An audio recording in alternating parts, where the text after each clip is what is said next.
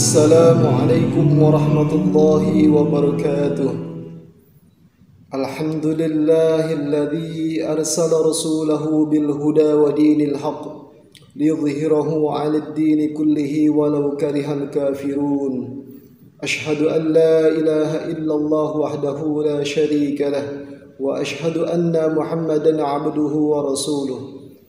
اللهم صل وسلم وبارك على سيدنا محمد وعلى آله وأصحابه ومن تبعهم بإحسان إلى يوم الدين. قال الله تعالى في القرآن الكريم: أعوذ بالله من الشيطان الرجيم. إنما المؤمنون إخوة فأصلحوا بين أخويكم واتقوا الله لعلكم ترحمون.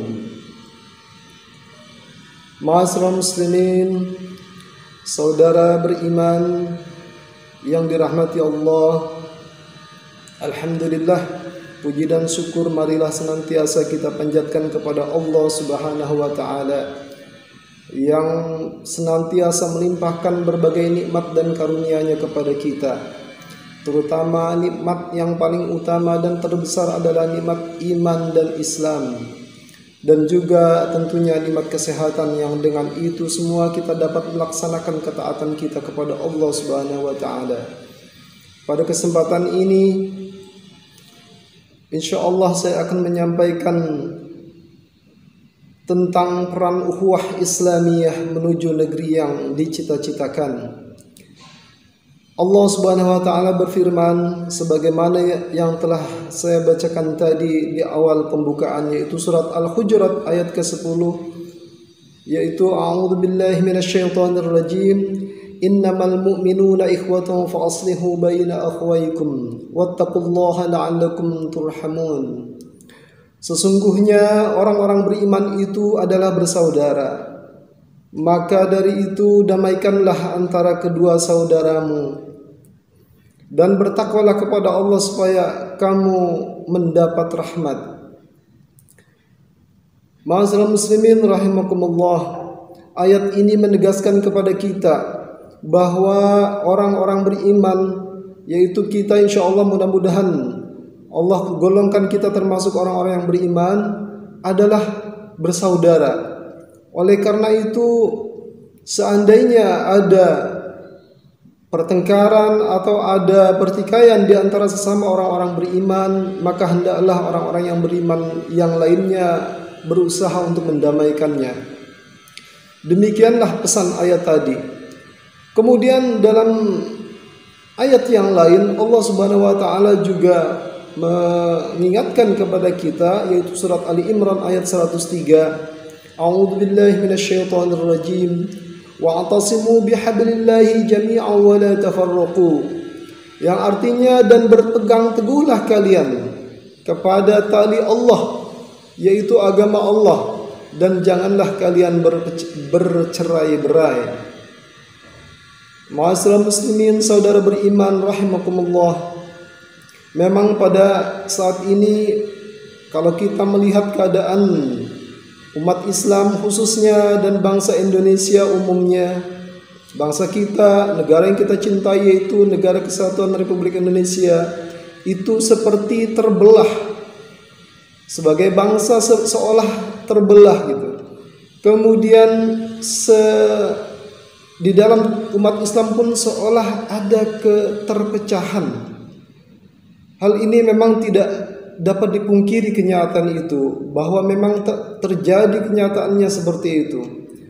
Terkait dengan perpecahan yang ada, kalau kita kaji, memang ada faktor-faktor atau penyebab yang menyebabkan umat ini dan juga bangsa ini terpecah atau terbelah.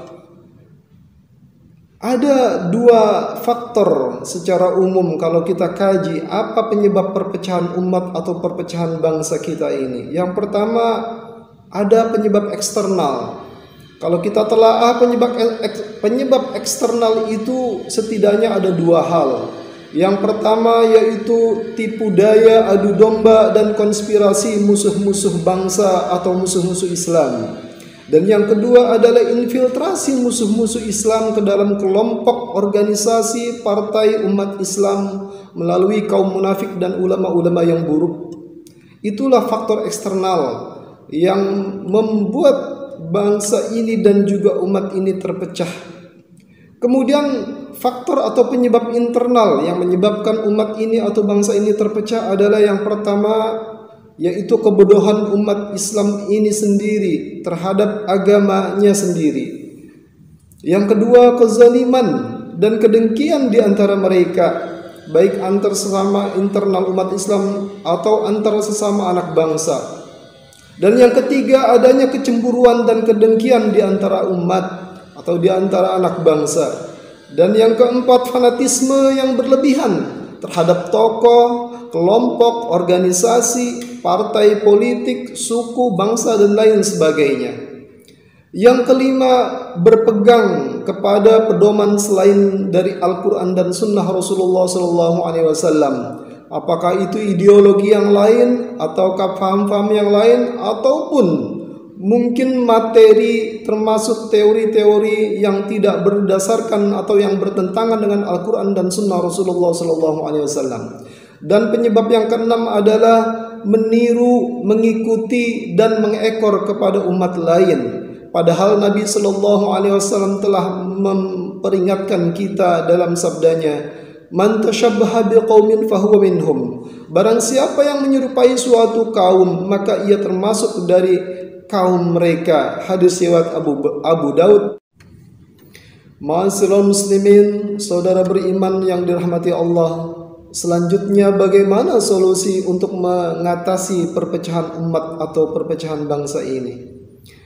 Ada dua solusi juga untuk bagaimana menyelesaikan perpecahan umat ini. Yang pertama dan yang utama solusinya adalah bertakwa dan berpegang teguh kepada Al-Quran dan Sunnah Rasulullah SAW. Hal ini Allah tegaskan di dalam Al-Quran. A'udzu billahi minasyaitonir rajim. Ya ayyuhalladzina amanu athi'u Allah wa athi'ur rasul wa ulil amri minkum. فَإِن تَنَزَّعْتُمْ فِي شَيْءٍ فَرُدُّوهُ إِلَى اللَّهِ وَالرَّسُولِ إِن كُنتُمْ تُؤْمِنُونَ بِاللَّهِ وَالْيَوْمِ الْآخِرِ ذَلِكَ خَيْرٌ وَأَحْسَنُ تَأْوِيلًا. Yang artinya, hai orang-orang yang beriman, taatlah kepada Allah dan taatlah kepada Rasul dan ulil amri di antara kalian. Kemudian jika kalian berlainan pendapat tentang sesuatu, farudduhu ilallahi war rasul, maka kembalikanlah ia kepada Allah dan Rasulnya, yaitu kepada Al-Quran dan Sunnah Rasulullah SAW. Jika kalian benar-benar beriman kepada Allah dan hari akhir, yang demikian itu lebih utama bagi kalian dan lebih baik akibatnya. Demikian surat An-Nisa ayat 59. Ma'asyiral muslimin, saudara beriman yang dirahmati Allah, itulah resep yang Allah berikan kepada kita untuk mengatasi perpecahan di antara umat dan bangsa, yaitu kembali kepada Allah dan Rasulnya, yaitu berpegang kepada Al-Quran dan Sunnah Rasulullah SAW dan melaksanakannya dengan takwa. Selanjutnya, solusi yang kedua adalah solusi yang khusus. Ada beberapa alternatif, beberapa solusi yang dapat kita lakukan untuk mempersatukan umat ini dan bangsa ini. Yang pertama, mengenal dan memahami ajaran Islam yang diajarkan dan dicontohkan oleh Rasulullah SAW dan para sahabat radhiyallahu anhum.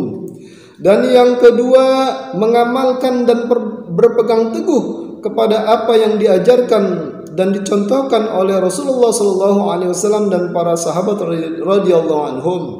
Yang ketiga, mengenal dan memahami tipu daya, konspirasi dan infiltrasi musuh-musuh Islam dan musuh-musuh bangsa. Dan yang keempat, meningkatkan pemahaman ajaran Islam dengan giat mempelajarinya. Kemudian yang kelima, tidak merasa diri paling benar dari orang lain. Yang keenam, komitmen kepada jamaah dan persatuan umat Islam dan persatuan negara kita yang kita cintai ini, sebagaimana bunyi sila ketiga Persatuan Indonesia. Dan yang keempat, menjauhi sikap fanatik berlebihan kepada tokoh, kepada kelompok, kepada organisasi, kepada partai politik, suku, bangsa, dan lain sebagainya. Dan yang kelima, memberi nasihat kepada para pemimpin umat. Yang bukan yang kelima tadi ya, yang ke berapa itu? Yang ke 7 ya, memberi nasihat kepada para pemimpin umat. Dan yang ke-8 yaitu saling menasihati dalam kebenaran dan kesabaran. Itulah yang menjadi solusi untuk mempersatukan umat dan menyelesaikan perpecahan di antara umat dan bangsa kita. Ma'asyiral muslimin, saudara beriman yang dirahmati Allah, selanjutnya kita sebagai umat Islam memiliki alat pemersatu umat, yaitu yang pertama adalah kalimat tauhid la ilaha illallah. Yang kedua adalah Allah Subhanahu wa taala Tuhan kita yang Maha Esa. Yang ketiga dinul Islam. Yang keempat Al-Qur'an. Yang kelima sunnah Rasulullah sallallahu alaihi wasallam. Yang keenam Rasulullah sallallahu alaihi wasallam beliau sendiri. Yang ketujuh syariat Islam dan yang kedelapan kiblat. Selanjutnya kita sebagai bangsa pun memiliki alat pemersatu bangsa. Yang pertama adalah dasar negara kita yaitu Pancasila. Yang kedua konstitusi negara kita yaitu Undang-Undang Dasar Negara Republik Indonesia tahun 1945. Yang ketiga bentuk negara kita yaitu Negara Kesatuan Republik Indonesia. Yang keempat semboyan negara kita yaitu Bhinneka Tunggal Ika. Yang kelima lambang negara yaitu Garuda Pancasila. Dan yang keenam yaitu bendera negara kita merah putih. Dan yang ketujuh adalah bahasa negara kita yaitu bahasa Indonesia.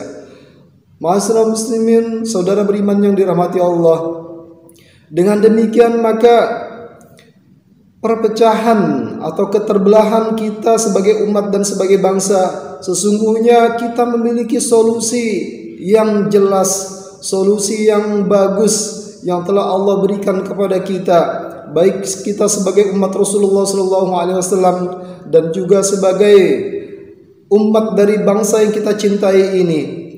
Oleh karena itu tidak ada alasan lagi buat kita untuk segera berusaha untuk mempersatukan umat ini dan juga bangsa ini dengan solusi-solusi tadi. Dengan demikian kita berharap dengan adanya persatuan umat maka kita akan menjadi bangsa dan umat yang kokoh. Kemudian kita akan dengan mudah dapat mencapai cita-cita bangsa dan negara kita, yaitu bangsa negara yang sebagaimana tertuang dalam konstitusi negara kita dalam pembukaan Undang-Undang Dasar Negara Republik Indonesia.